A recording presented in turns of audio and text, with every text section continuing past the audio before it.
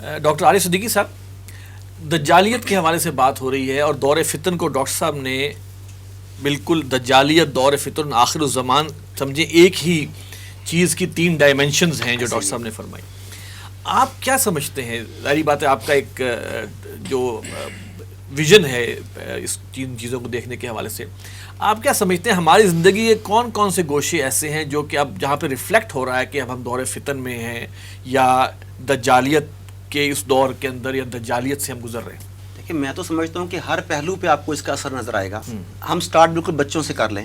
بچوں کو جو کچھ دکھایا جا رہا ہے، بتایا جا رہا ہے، وہ دجل اور فریب نہیں تو اور کیا ہے. آپ گھر سے گاڑی پر نکلتے ہیں، بڑے بڑے سائن بورڈز لگے ہوتے ہیں، کیا وہ دجل نہیں ہے؟ مطلب فاسٹ فوڈ لکھا ہوتا ہے کہ یہ صحت دیتی ہے، لکھا ہوتا ہے کہ کوک بہادر بناتی ہے، لکھا ہوتا ہے کہ یہ کریم رنگ گورا کرتی ہے. کیا یہ سب اسی کا حصہ نہیں ہے؟ اس کے بعد آپ کے ایمان اور نظریات کی آپ بات کر لیں. جس طریقے سے آپ کو مساجد سے دور کر دیا گیا، جس طرح سے آپ کی مساجد کے کہتے ہیں SOPs، وہ کون بنا رہا ہے اس وقت؟ WHO.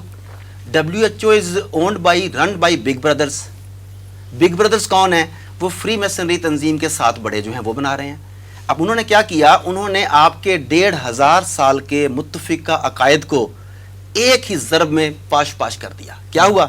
میں سنتا تھا، آپ سنتے تھے. 1500 سال کا متفقہ عقیدہ ہے آب زمزم میں شفا ہے.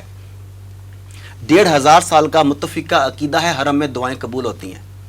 1500 سال کا متفقہ عقیدہ ہے کہ کوئی بھی مسلک ہو کہ کندھے ملا کے صف کیسے بنائی جاتی ہے. ہر چیز متفقہ عقائد ہیں. یا مسجد ایمان کا مرکز ہے. مسجد ایمان کا مرکز ہے.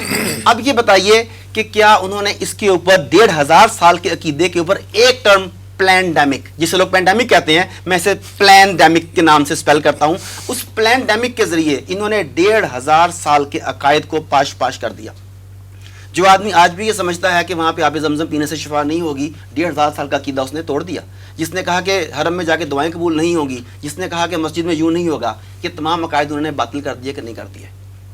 انہوں نے آپ کے نظریات پر کیسے قابو پایا؟ ان کے 3 بنیادی چیزیں دیکھ لیں. نمبر 1، نظام تعلیم. نظام تعلیم کے ذریعے، مغربی نظام تعلیم جو ہم پر نافذ کیا گیا، اس کے ذریعے انہوں نے آپ کو لادین بنا دیا، ملحد بنا دیا، آپ کو اسلام سے دور کر دیا. معیشت کا نظام انہوں نے آپ کو سود میں اور قرضوں میں یوں جکڑ دیا کہ خلافت عثمانیہ کے ٹوٹنے کی بڑی وجوہات میں سے ایک اس کا قرضوں میں جکڑا جانا تھا. تو آج دنیا کا کون سا ملک ہے جو قرضوں میں نہیں جکڑا گیا؟ آپ یہ دیکھ لیں. تیسری بڑی ذہن سازی کے لیے سب سے بڑا ٹول جو ہے ان کے پاس، وہ ہے میڈیا. اب آپ جب دجال کی بات کرتے ہیں نا تو لوگ مذاق اڑاتے ہیں، ایسا ہی ہو رہا ہے نا. اچھا، وہ کہتے ہیں یہ ہے نہیں. یہ نظریات کیسے تبدیل کیے گئے؟ اس کے بعد جو لوگ مانتے ہیں آگے ان کا دیکھیں کہ کیا سٹیپ ہے. وہ کہتے ہیں دیکھیں ہم دجال کی دی گئی سہولتوں سے فائدہ اٹھا رہے ہیں، اس پہ ایمان تو نہیں لا رہے. مطلب ہے ہم تو اسے بیوقوف بنا رہے ہیں کہ ہم اس کے فائدے لے رہے ہیں، ایمان نہیں بیچ رہے. اس حد تک آپ کے نظریات چینج ہو گئے. تو یہ سارا کچھ بتا رہا ہے کہ ہم اس وقت کس طریقے سے اریسٹ ہو چکے ہیں. اب انہوں نے کیا کہا؟ پرانے زمانے میں غلام بنائے جاتے تھے، انہیں داغا جاتا تھا تاکہ پتہ لگے کہ یہ غلام ہے. عورتوں کو اٹھا کے لایا جاتا تھا نکاح کے بغیر، تو ناک میں نتھ ڈالی جاتی تھی کہ یہ نتھ ڈالی ہے، اس کی رسم ہوتی تھی یہ ساری کی ساری. اس وقت دور جدید کا سمبولک سلیوری کا جو سمبل ہے وہ ہے ماسک. مجھے کوئی ڈاکٹر کوئی تحقیق بتا دیں کہ یہ ماسک کرونا وائرسز جو بتاتے ہیں اس کے مطابق روکنے کے لیے یہ ایلیجیبل ہے کہ نہیں، کیپیبل ہے کہ نہیں اس کا. یہ سب کہتے ہیں کہ یہ نہیں روک سکتا، نہ دوسروں تک پہنچانے سے روک سکتا ہے، نہ وہ کر سکتا ہے. مگر اس پلینڈیمک کے نتیجے میں انہوں نے کہا کہ سب سے پہلے آپ کو ذہنی طور پر کہ تسلیم کرنا ہے کہ آقا کی بات صحیح ہے یا غلط ہے، آپ نے ماننی ہے. آپ نے مان لی. جتنے میڈیا چینلز ہیں پاکستان کے بھی 90%، کیا ان میں کہیں نہ کہیں سمبولک آئی آپ کو نظر آتی ہے کہ نہیں آتی؟ بڑی بڑی عمارات میں آپ کو سمبولک آئی کا منظر نظر آتا ہے کہ نہیں آتا؟ تو یہ ایون کارٹونز میں آپ کو دکھایا جا رہا ہے، ویڈیو گیمز میں آپ کو سمبولک آئی دکھائی جا رہی ہے، ڈیولز آئی ہے. تو یہ سب آپ کو ذہنی طور پر تیار کر رہے ہیں کہ کسی بھی وقت ایک آدمی آئے گا اور وہ یہ نہیں کہے گا کہ میں دجال ہوں، وہ خود کو مسیحا کہہ کے پیش کرے گا. اس کی ایک ایگزامپل بل گیٹس کو لے لیں.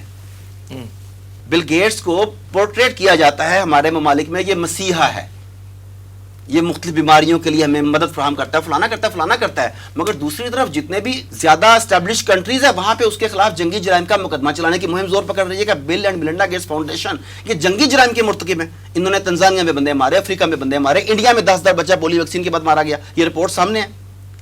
لیکن ہم جکڑے جا چکے ہیں. ہم وہ دیکھتے ہیں جو میڈیا دکھاتا ہے، ہم وہ سنتے ہیں جو میڈیا سناتا ہے. اور آپ نے آغاز میں کہا کہ ممبر و محراب نے اسے بند کر دیا.